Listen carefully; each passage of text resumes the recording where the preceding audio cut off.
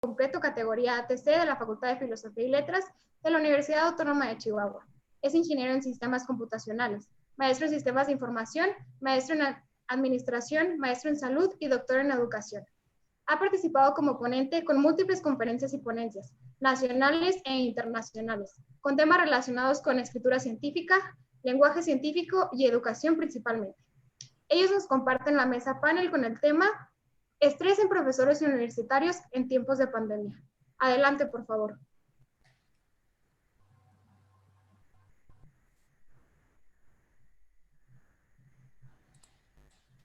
Gracias, Diana. Voy a hacer la presentación.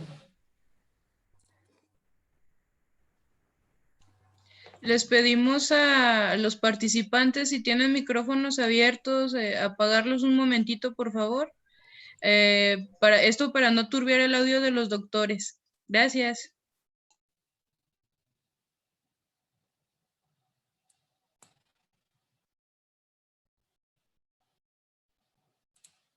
Gracias, muy buenos días. Vamos a hablar en esta ocasión sobre este fenómeno que posiblemente varios de nosotros hemos estado relacionados durante estos días de confinamiento, estos días de pandemia. El tema es estrés en profesores universitarios. Quiero comentarles antes de comenzar, pues, que el trabajo hace posible la vida en sociedad. El trabajo es fuente de bienestar y determina de alguna manera, pero también también puede ser que tenga potencial para dañar nuestra salud. Determina en dónde estudiaremos tal vez, la actividad que elegiremos, dónde viviremos, qué comeremos, cómo vestiremos, incluso de qué nos enfermamos, incluso tal vez de qué muramos. Entonces, bueno, el trabajo es determinante, es muy importante en nuestra vida. Y vamos a hablar un poco sobre este fenómeno y cómo se ha exacerbado en estos tiempos.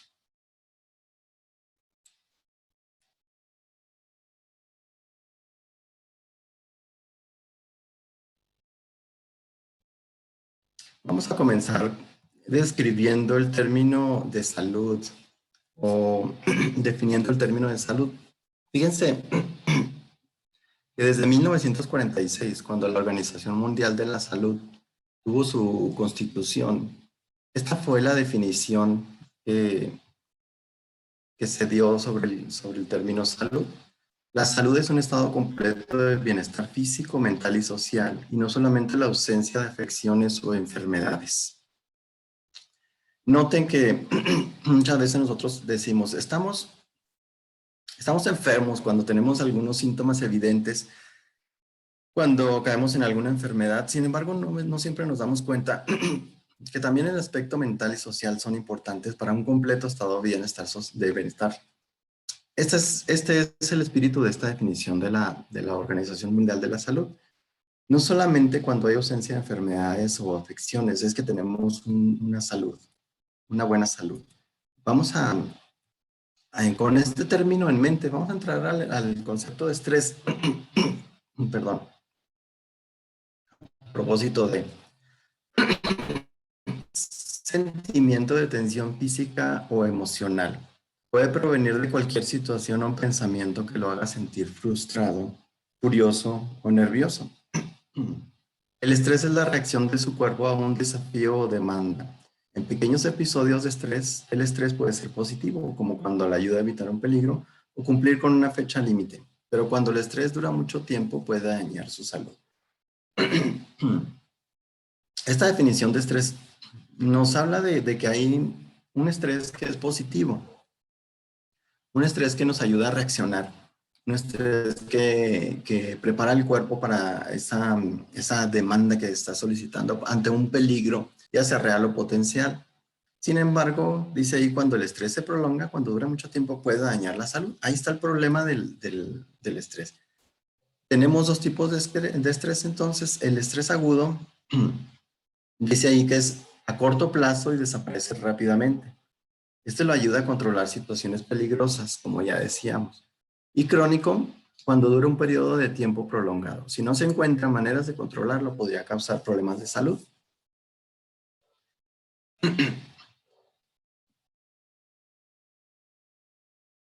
Ahora vamos a relacionar el término estrés con el trabajo. Dice la definición de la Organización Internacional del Trabajo también desde 1986 de que se habla de los factores psicológicos, psicosociales asociados al trabajo y asociados al rendimiento y a satisfacción laboral. Las interacciones entre el medio ambiente de trabajo, contenido de trabajo, condiciones de organización, capacidades, necesidades, cultura del trabajador y consideraciones personales externas al trabajo pueden, en función de las percepciones y experiencia, tener influencia en la salud, rendimiento del trabajo y satisfacción laboral. Como ven, todos estos factores inciden en el trabajador. Vamos a ver al trabajador, vamos a ver al profesor universitario como el trabajador. Incide en su salud, en su rendimiento y en su satisfacción laboral. Es decir, ¿cuál es el medio ambiente donde estamos trabajando? El contenido del trabajo, mi capacidad para llevarlo a cabo, mis necesidades y mis factores externos, los que están detrás es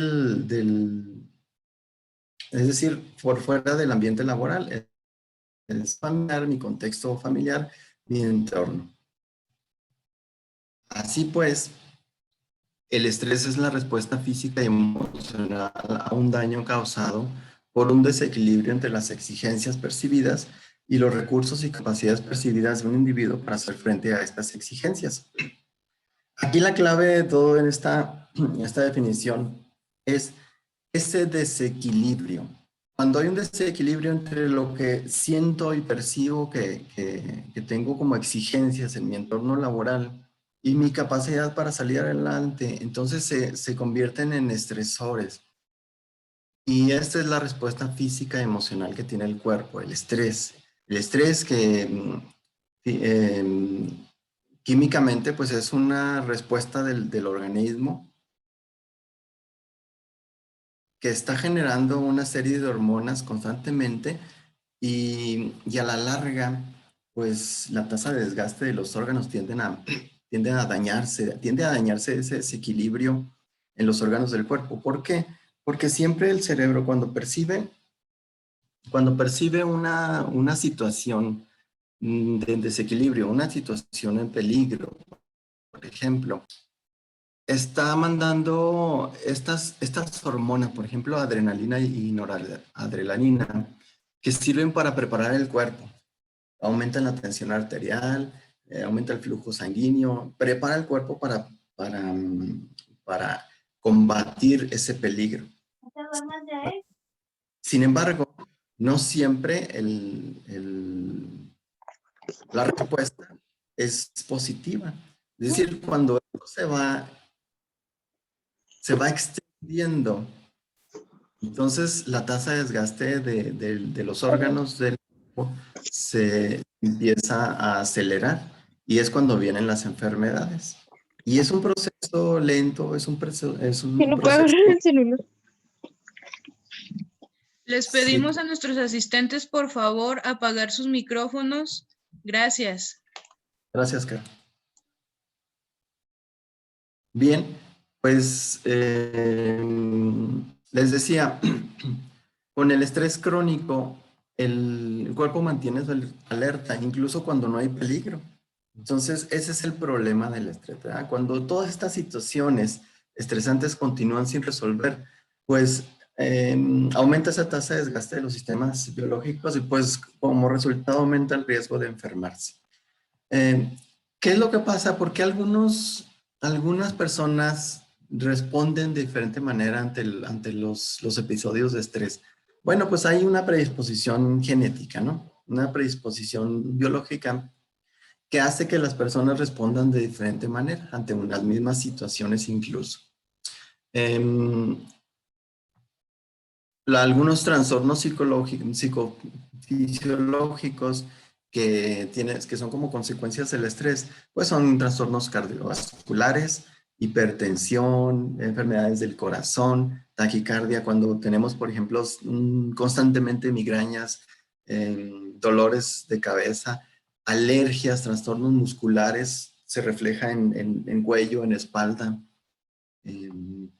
Incluso se puede reflejar en piel con trastornos dermatológicos. Puede incluso llegarnos a afectar, producir eczema o daños en la piel. Y en fin, todos este tipo de trastornos pueden venir apareciendo después de este periodo prolongado de exposición a situaciones estresantes. Bueno, ahora hablando un poco de la docencia como profesión, la docencia tiene ciertas características que ahorita vamos a revisar algunas de ellas, pero la constante interacción de los profesores con otros profesores y con estudiantes es un potencial perfil que lo puede llevar a estas situaciones estresantes y a desarrollar un síndrome muy, muy conocido que se llama síndrome de burnout, síndrome del trabajador quemado.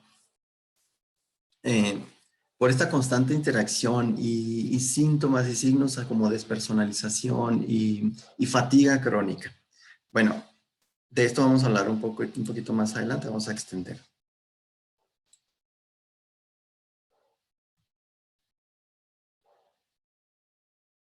Aquí en este cuadro, fíjense,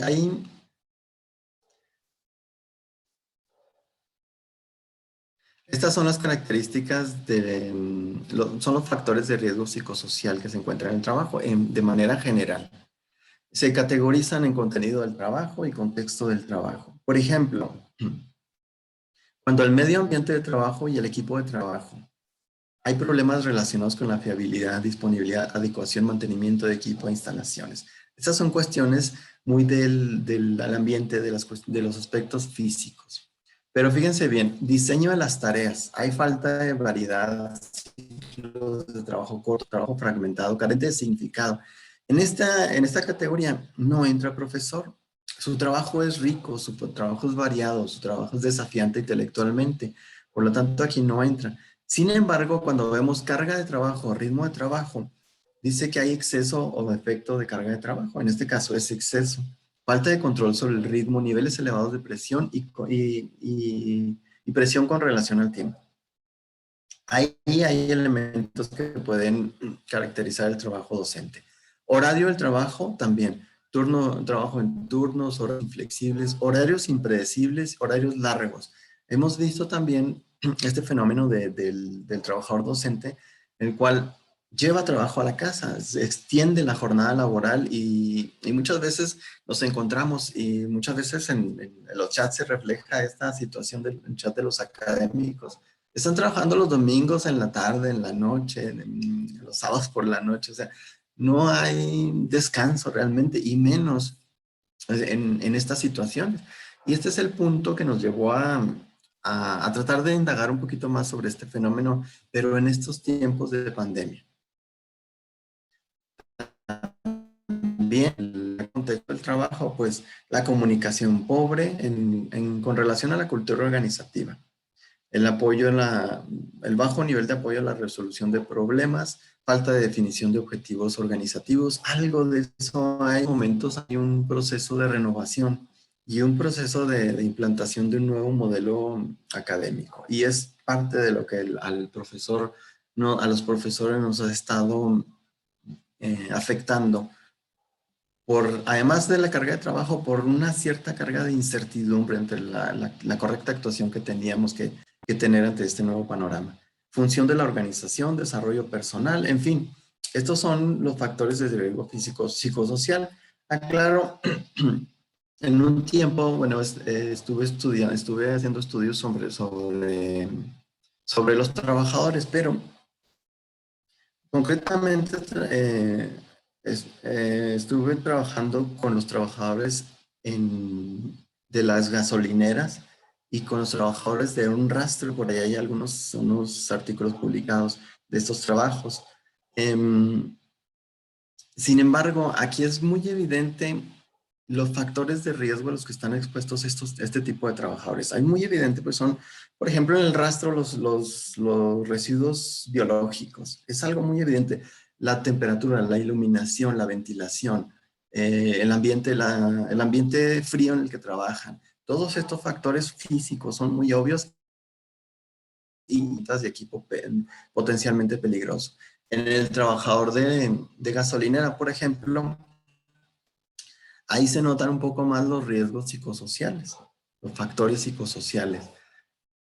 Además de que ellos están expuestos, obviamente, pues a vapores y a líquidos potencialmente dañinos, la gasolina con todos sus compuestos que pueden generar problemas de salud, los riesgos físicos a los que están expuestos, la constante presión y la constante tensión por manejo de dinero, etcétera.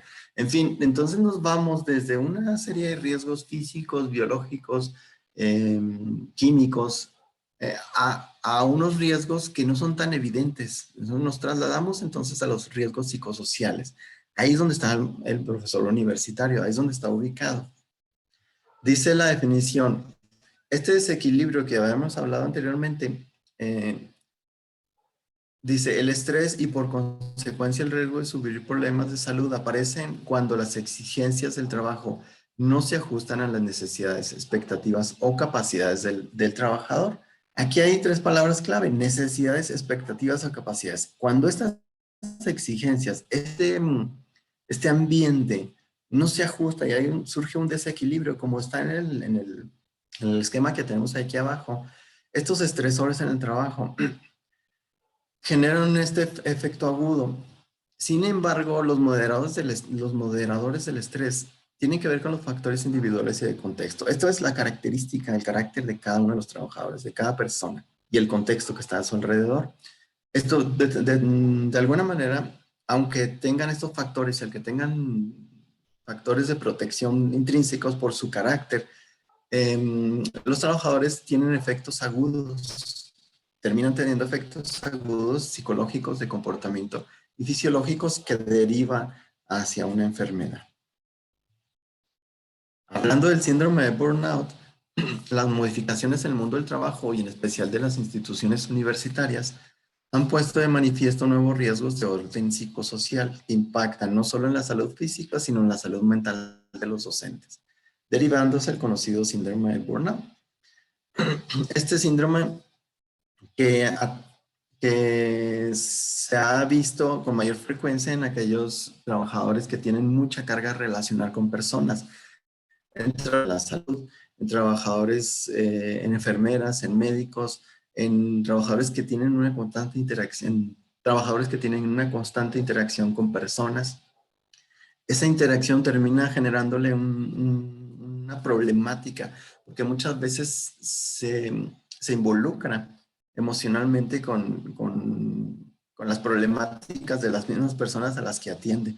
Eso está sucediendo, como dice aquí, también en el ámbito universitario, también en el ámbito académico, en cualquier nivel, especialmente en el ámbito universitario, cuando el profesor ha cambiado, ha evolucionado de una figura meramente transmisora de conocimientos a un tutor, a un guía, a un profesor con otras características que requiere que se involucre un poco más con las cuestiones emocionales de los estudiantes, especialmente cuando se trata de tutores y tutorados. Ahora, vamos a configurar el malestar docente. Algunos autores hablan de la prolongación de la jornada laboral, una sobrecarga de alumnos en el aula, actitudes y resultados de los estudiantes y los síntomas que generan. Se hablan de fatiga, insomnio, jaquecas, problemas gastrointestinales, cardíacos, catarro crónico, afecciones respiratorias, irritabilidad, frustración, síntomas depresivos y falta de control de las emociones. Con relación a la función docente, fíjense, aquí los puse en un esquema, pero son un producto de una revisión de muchos autores. En este caso, por ejemplo, podemos identificar en la función docente el permanecer de pie, permanecer constantemente de pie. Bueno, en mi caso es algo que necesito siempre estar de pie, se me hace muy complicado darle clases sentado, por eso ahora que estamos en esta situación se ha complicado un poquito más. Elevar la voz, sobre todo elevar la voz, eh, que se identifican como riesgos, pues podríamos decir, más relacionados con la ergonomía para desarrollar el trabajo. El cuadro verde implica los rasgos físicos, pues es lo que habíamos hablado cuando el trabajador, en este caso el docente, posiblemente tenga que dar clase en una aula fría, mal ventilada tal vez, con variaciones de temperatura, los mismos accesos, el hecho de que haya escalones, etcétera, todos esos son riesgos físicos que no son tan evidentes y no son tan, digamos, bueno, tan evidentes en nuestra institución, pero sí son los que sí están documentados. Por otro lado, por el lado de los factores psicosociales o factores, eh, está la extensión de la jornada, que ya habíamos hablado, y la cual es especialmente difícil entre las profesoras, las maestras, ¿verdad? Porque cumplen un doble rol muchas veces, o la mayoría de las veces. Necesidades económicas, y eso es aparte de lo que ahorita en estos tiempos está ocurriendo. La falta de seguridad social, en el caso, por ejemplo, de los profesores de contrato o profesores de hora clase que no tienen la seguridad de que los años que han estado trabajando o que están trabajando se vayan a incluir dentro de su plan de jubilación. Ese es un factor que todos los profesores tenemos en mente y tenemos esa preocupación continuamente.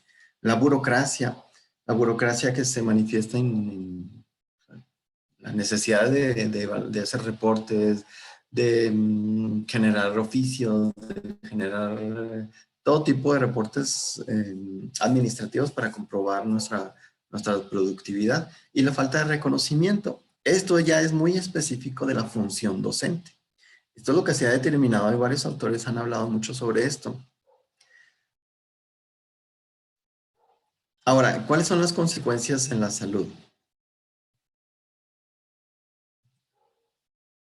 Bueno, eh, hay alteraciones fisiológicas, psicosomáticas y alteraciones psíquicas. Dentro de las fisiológicas, las más evidentes son irritación de ojos por el constante trabajo frente a una computadora, mucho tiempo frente a una pantalla, hipoacusia, reducción de la capacidad auditiva, disminución de la agudeza visual, odinofagia, dolor constante crónico de garganta, disfonía, como es lo que tengo ahorita en estos momentos. Esas son las consecuencias evidentes en un profesor. Dolores musculares y de cabeza, alteraciones psicosomáticas, es decir, alteraciones que ya después de que esos factores psicosociales han estado constantemente en la vida de un profesor, pues se somatizan y se convierten en alteraciones ya físicas. Dolores musculares y de cabeza, trastornos de sueño. Y alteraciones psíquicas, falta de atención y concentración y también fobias. Bueno, pues si me hicieran un diagnóstico, pues creo que tendría todos estos elementos todas esas consecuencias. No se crean. Sí, la irritación de ojos constantemente, hipoacusia, por la misma función, ¿verdad? La misma necesidad de elevar la voz va en dos direcciones las consecuencias. Se pierde la capacidad auditiva poco a poco y la disfonía o la afonía constante, la alteración, el daño en las cuerdas vocales. Ahora, ustedes dirán, bueno, pues si todo el tiempo estamos hablando, sí, pero el profesor tiene una característica muy particular que tiene que modular, hacer variaciones, elevar la voz, etcétera. Y si no tenemos una técnica y si no nos cuidamos, pues terminamos de verdad dañando nuestro aparato fonator. Sí, falta de atención, de concentración, como ya es evidente en el transcurso de esta plática, ¿verdad? También creo que tengo estos detalles. Bueno, trastornos de sueño no, duermo muy bien, eso sí. Miren, a propósito de lo que estamos hablando de los aspectos, déjenme checo si está presentándose. Ahí está. De los aspectos que particularmente en la universidad están sucediendo, en la Universidad Autónoma de Chihuahua, está la renovación universitaria, está todo este movimiento de renovación universitaria, el cual incluye pues esta reorganización de las estructuras de universitarias y que generan por sí solas incertidumbre, generan por sí solas un miedo y una certidumbre y una tensión constante. La implantación de un nuevo modelo de trabajo, un nuevo modelo de estudio, el cual estamos apenas, tenemos un año, aunque ya tiene tiempo forjándose, apenas un año de implantación, y estas han sido las experiencias que hemos tenido. Muchos de los profesores tienen que adecuar los contenidos, rediseñar sus materiales didácticos, readaptarlos, reorientarlos hacia el espíritu de este nuevo modelo académico, y todo eso genera una carga adicional de trabajo. Algunos otros están diseñando unidades de aprendizaje, o sea, materias nuevas, algunos otros están participando en revisión, pero todos estamos involucrados en esto. Yo afirmo, y por lo que he visto, que esto simplemente ha duplicado la carga de trabajo entre los profesores universitarios de esta universidad. También tenemos el aspecto de la pandemia y la forma nueva de dar clases de una forma virtual. ¿Qué ven ahí en la pantalla? Por ejemplo, ahí está mi pantalla de una de mis clases. Pues yo veo fotos y cuadritos nada más, ¿verdad? Esto también es un factor que nos afecta, quieran o no, tengamos características diferentes, los profesores siempre nos afectan. No es lo mismo estar en un aula, tener la interacción directa, tener la incertidumbre, la inseguridad de que nos están escuchando, de que están poniendo atención, de que nos están siguiendo, etcétera. Es una serie de factores. Igual y otros profesores afirman, bueno, no, oblígalos a poner su cámara y que te estén pendientes. Pero entonces eso tiene consecuencias del otro lado. O sea, hay que tomar en cuenta las dos posturas, ¿no? En lo personal no me gusta obligar, y los estudiantes mismos me han dicho que se sienten más cómodos si no tienen prendida la cámara. Hay muchas razones y están altamente documentadas. Ahora, hablando de Benito, allá abajo, del dinero, ahora ha habido un recorte en los estímulos al desempeño de hasta 60%. El profesor universitario tiene dos ingresos, el ingreso por salario nominal y el ingreso por estímulo al desempeño. Y el ingreso por estímulo, que son similares en muchos de los casos. Y el ingreso por estímulo al desempeño en los últimos 2 años ha reducido un 60%. Ahora esta pantallita yo la tenía en PowerPoint muy linda, pero ya la decidí utilizar Prezi. Pero originalmente entraba así como un rayo desde arriba y cortaba el billete y dejaba a Benito despeinado y lo dejaba así como que un pedacito nada más, ¿verdad? Es decir, le dejaba el 40%. Es una realidad y es una situación que estamos enfrentando las universidades y los docentes en todo el país. Entonces, ha venido, y esto era así como simbólico, ¿no? Era un rayo transformacional que llegaba y cortaba el billete y lo dejaba menos de la mitad. Un rayo renovacional, digamos.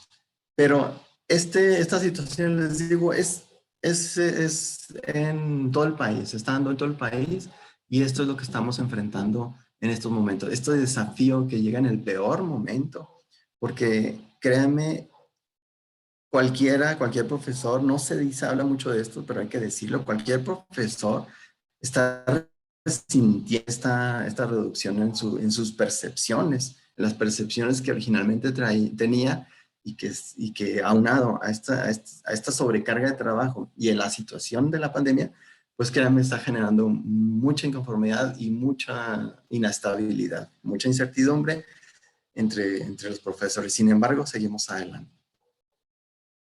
Ahora, hablando de los quemados, hablando del síndrome de burnout y cómo se ha manifestado, pues tenemos ejemplos a nivel nacional, ejemplos lamentables, pero que también hay que verlos desde una óptica, ¿no? Y que estos profesores que han tenido estas situaciones, pues evidentemente están quemados, como muchos de nosotros están quemados, están siendo eh, atacados por este síndrome de burnout y muy posiblemente por otros factores que ya hemos estado platicando.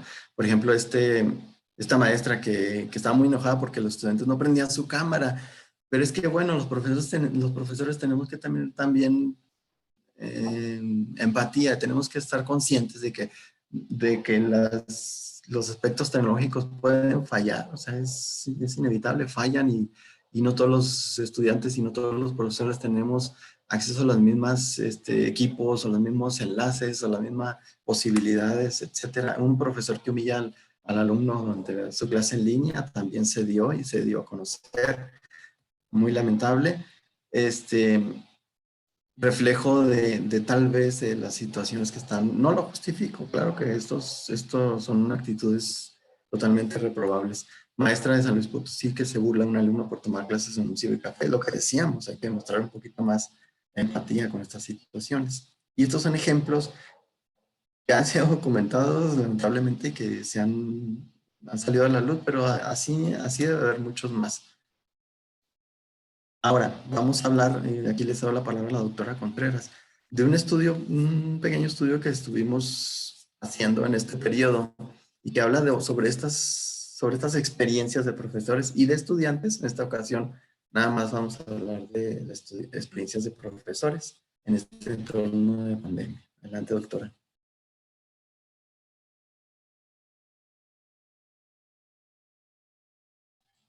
No tiene abierto el micrófono, doctora. Perdón, buenos días a todos. Gracias por acompañarnos para compartir con ustedes este estudio que hicimos sobre los retos y las experiencias que hemos tenido tanto maestros como estudiantes debido a pues este confinamiento y debido a que estamos trabajando en las plataformas y por videollamada. Entonces hicimos un estudio de paradigma cuantitativo.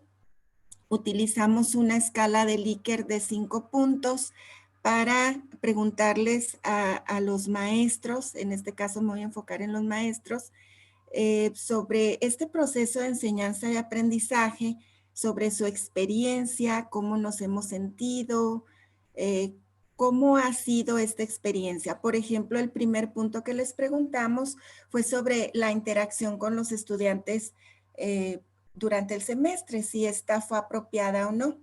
Y el 30.8% estaban de acuerdo, totalmente de acuerdo, y el 61.5% de acuerdo.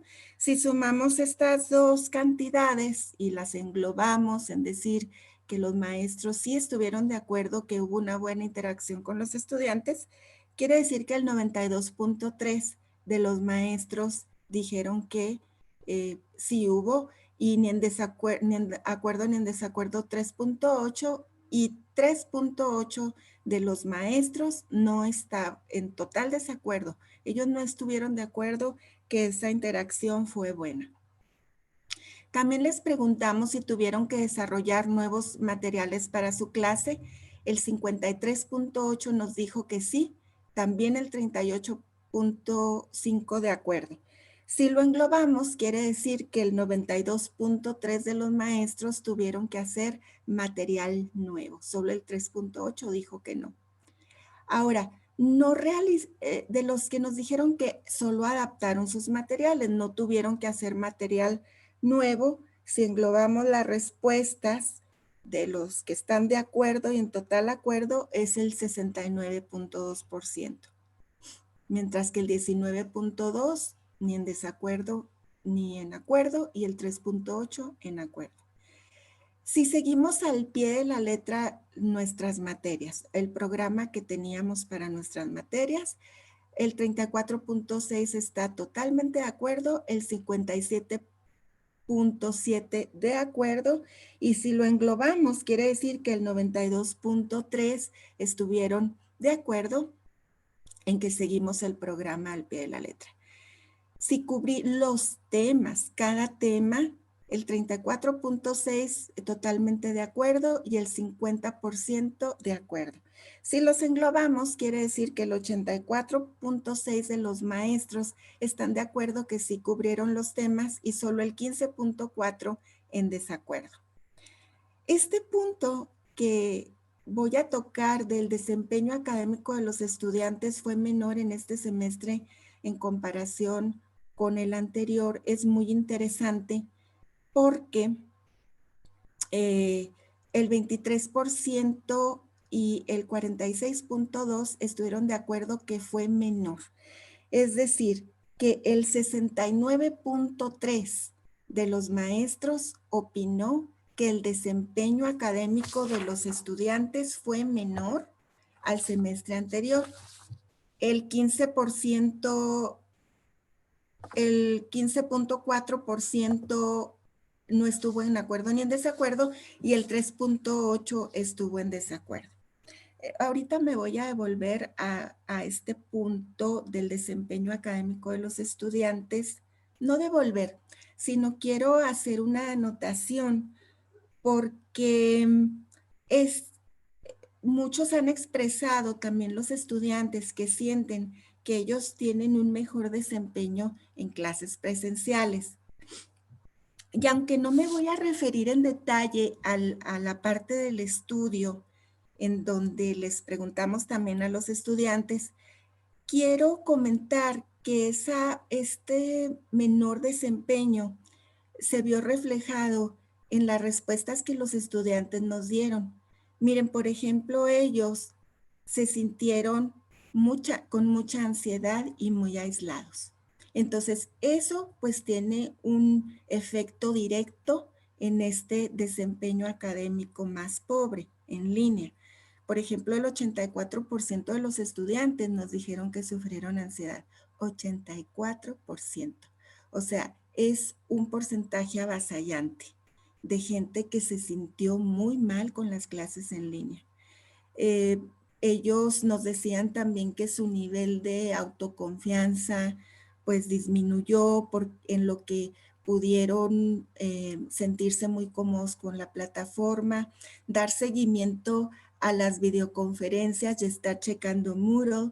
Entonces, eso ellos opinaban que tenía un efecto también sobre el manejo de su tiempo.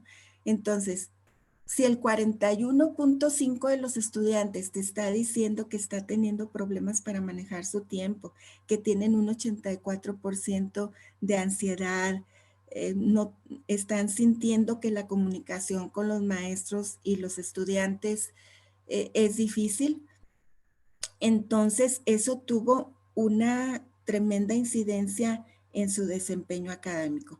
Por eso tenemos esa percepción de los maestros en un 69.3% que su desempeño fue menor. Es decir, eso contra toda la ansiedad, contra las dificultades técnicas y tecnológicas, el aislamiento y el desarrollar nuevas técnicas para aprovechar el tiempo y para manejar nuestro tiempo. El siguiente, por favor.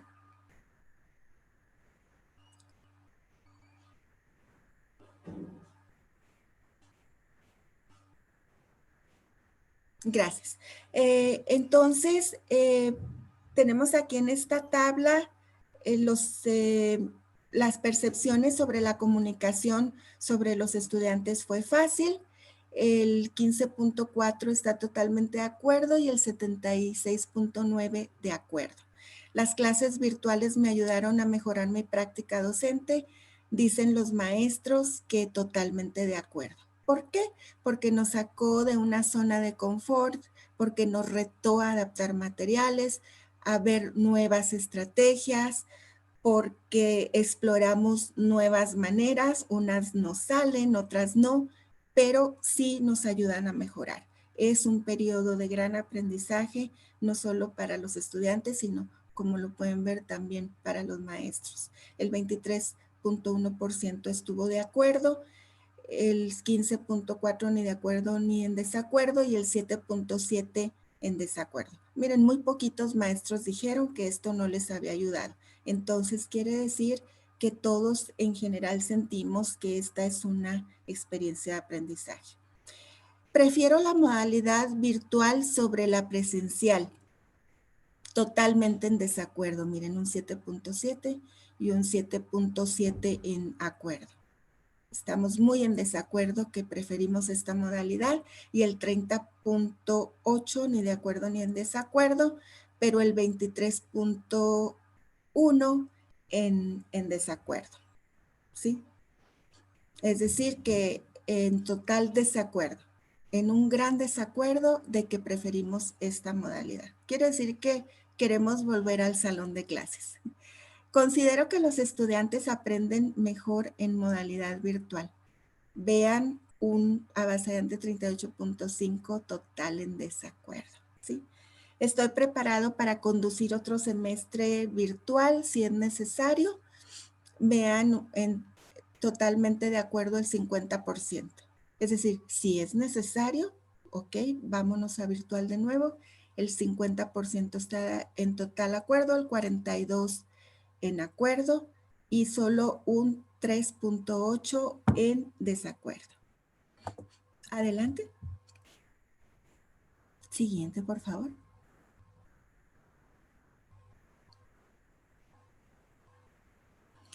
Y con respecto a si habíamos tenido algún entrenamiento para el uso de plataformas y herramientas virtuales, previamente el 53.8 dijeron que habían sido entrenados previamente, el 34.6 durante la contingencia, y este número es muy interesante porque quiere decir que el 34.6 de los maestros teníamos que estarnos preparando con cursos para hacerle frente a esta situación mientras que estábamos adaptando materiales y dando las clases.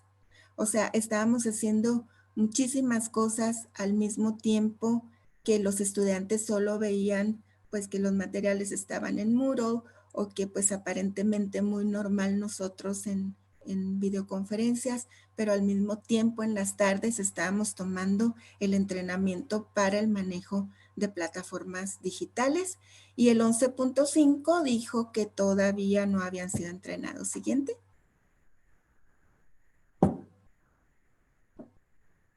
Y nos preguntamos si el nivel de habilidades, ¿qué nivel de habilidades teníamos para enseñar clases virtuales? Entonces el 65.4 dijeron que tenían una habilidad intermedia y solo el 23.1 que sí estaban muy preparados, que su habilidad era alta, óptima, y el 11.5 una habilidad baja para dar clases virtuales. Entonces, ese 11.5 de la población de maestros, hemos tenido que ponernos las pilas y tomar todos los entrenamientos posibles. Con la ayuda de estos 23.1 que tienen mucha habilidad, debemos reconocer que nos ponemos entre todos videos que encontramos útiles para ayudarnos en este proceso. Y el 65% pues sí definitivamente está en una zona en la que puede seguir aprendiendo de plataformas virtuales. Adelante.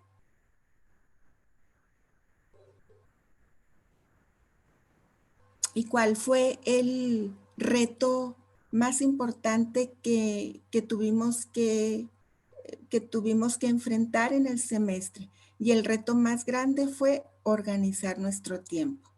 Con tantos grupos, con tesistas, con tutorías, poder organizar y manejar ese tiempo de manera eficiente, que pudiéramos estar en clase y revisar y estar dando respuesta a través de todas las plataformas disponibles para estudiantes y maestros. También algo que nos retó mucho fue el diseño de materiales didácticos que fueran factibles, que fueran mejores, que se adaptaran a este nuevo reto. El 16% dijo que les era difícil motivar a los estudiantes. Los chicos apagan las cámaras, de repente les preguntas y no contestan, quizás se fueron. Entonces es difícil mantener su atención. El 12% dijo que es difícil trabajar desde la casa, mantener la concentración y no distraerse con otras situaciones personales. Y el 8% dijo que el desarrollo de la clase. Quiere decir que en general sentimos que nos hace falta manejar mejor el tiempo y diseñar mejor nuestros materiales y que sentimos que las clases ya en sí, estando con los estudiantes, pues fluyeron de manera adecuada. Bien. También los profesores experimentamos ansiedad, un 53.8%, en contraste con el 84% de los estudiantes que manifestaron ansiedad. Los maestros dijeron sentirse estresados en un 57.7%, un 42.3% frustrados, miedo, todos experimentamos miedo, el 15.4% lo expresó, la incertidumbre, un 57.7%, el enojo, un 19.2% y ninguno de los anteriores, un 3.8%. Entonces, todos nos preguntamos cuándo vamos a volver al salón de clases, cuándo vamos a volver a tener estas clases en las que bromeamos, en las que interactuamos mejor. Sentimos y tenemos la esperanza que sea el semestre que entra, a cómo se ven las cosas, quizás hasta el semestre de agosto del 2021, del 2022, nadie lo sabemos. Sin embargo, todos queremos volver al salón de clases, todos queremos volver a la normalidad y creemos que en este marco de esta situación en que tanto profesores universitarios como estudiantes estamos enfrentando tantos retos, hacen faltas políticas públicas para regular las clases en línea, va a hacer falta que el gobierno tome medidas para regular con políticas públicas en el Plan de Desarrollo Nacional, como se empezó a hacer en Colombia ya, estas estrategias, que propongan estrategias para disminuir el síndrome del burnout, las consecuencias en la salud, los estresores, que los resultados de estudios sean mejores y ojalá que podamos tener una actitud positiva como la hemos estado manteniendo hasta ahorita. Y hay un caso interesante con estudiantes ucranianos que ellos vieron esta pandemia y este confinamiento y las clases en línea como una oportunidad para ser más independientes, para autorregularizarse, para aprender a manejar mejor su tiempo. Entonces estos profesores y estudiantes ucranianos lo vieron de esa manera. Ponemos esa opción en la mesa, que veamos las cosas de manera positiva, que tengamos una actitud pues de aprendizaje y que no nos enfoquemos en la parte negativa de esta situación. Entonces, ojalá que sigamos ejemplos como ellos para nosotros obtener mejores resultados en la Universidad Autónoma de Chihuahua. Gracias a todos por su atención.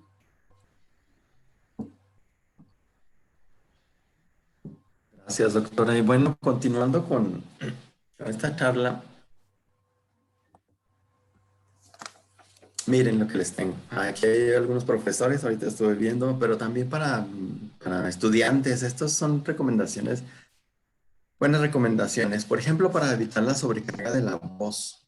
Se recomienda hidratación, beber al menos 2 litros de agua al día, pero no fría. Descansos, realizar pausas de reposo vocal a lo largo de la jornada. Descanso nocturno, es importante respetar las horas de sueño, mínimo 7 horas de sueño. Calentamiento, antes de cada jornada se debe hacer ejercicios sencillos para calentar y preparar el aparato fonador. Y muchas veces, pues, así le entramos, ¿no? Directo a las clases, pero es importante hacer el calentamiento, tener su descanso. Cuando notamos que empieza a fallar nuestro aparato, pues descansar, procurar seguir estas recomendaciones. Para cuidarla, fíjense, como ejemplos, recomendaciones concretas, no gritar de forma habitual, controlar el volumen de la voz, como profesor, pues bueno, dirigir la voz, ser más estratégico a la hora de utilizar el aparato, no utilizar el volumen constantemente, no fumar, evitar ambientes cargados de humo, limitar el consumo de bebidas alcohólicas, irritan la mucosa de la garganta, evitar ingerir bebidas muy frías y beber mucha agua, ya que la pérdida de líquido seca la voz. Tratar las alergias, catarros y reducir el consumo de alimentos y bebidas que desplacen el ácido del estómago hacia el esófago y garganta. Estos son los alimentos irritantes, chocolate, picantes, etcétera, irritantes. Evitar ambientes de mala climatización con cambios bruscos. Ante las primeras sensaciones de malestar, consultar al médico. El dolor de garganta, dice, es síntoma suficiente para visitar al doctor. Y pocas veces hacemos eso. Evitar forzar la voz cuando está dañada. Si ya tienes síntomas, no debes hablar, o sea, cuidar, reposar. Porque si continuamos, pues nada más estamos acrecentando el problema y va a tardar mucho más en recuperarse. Ahora, para cuidar la vista, fíjense, descansar en periodos, una pausa de 5 minutos por cada hora de trabajo. Y ahorita vemos qué podemos hacer en esa pausa.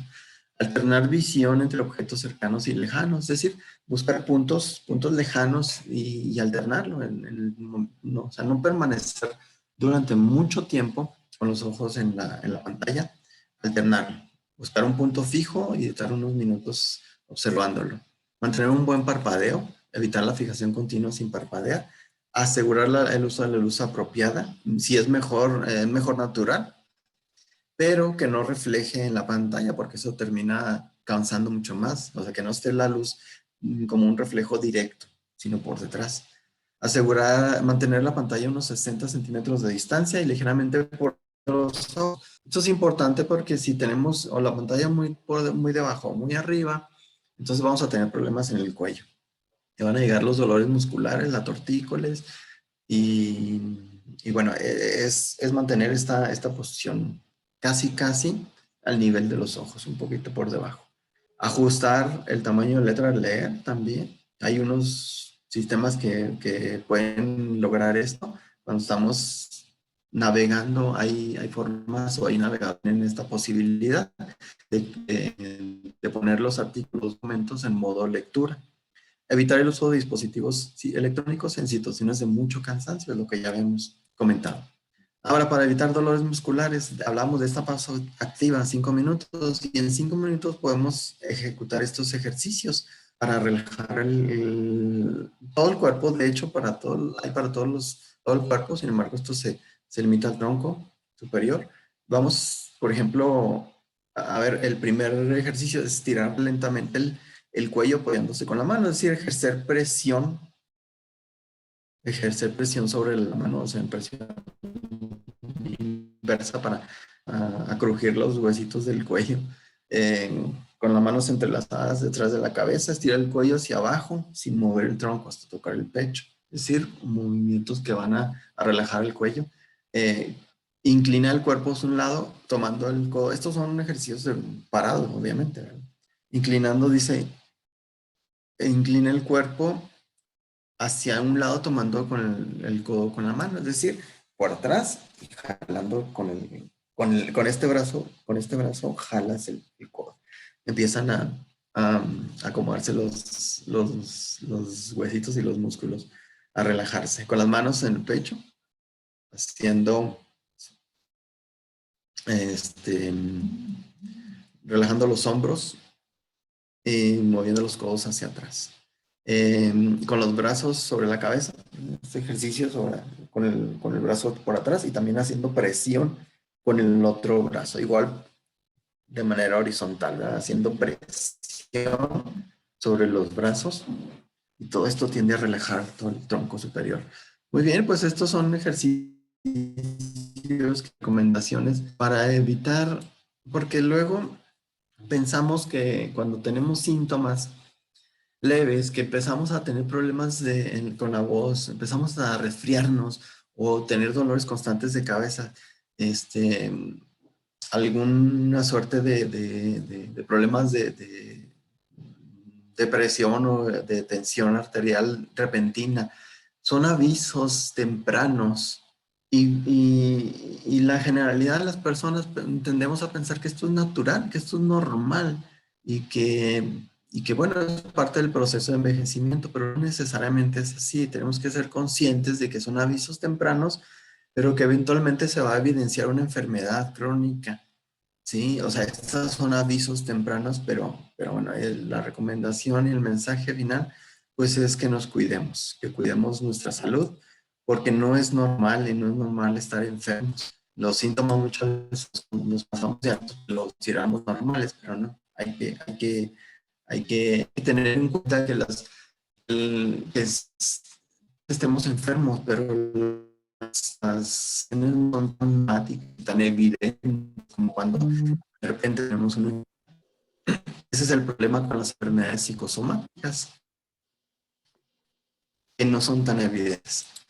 Bien, pues con esto creo que terminamos y bueno, los dejo con una frase de este genio popular, Mario Moreno Cantinflas.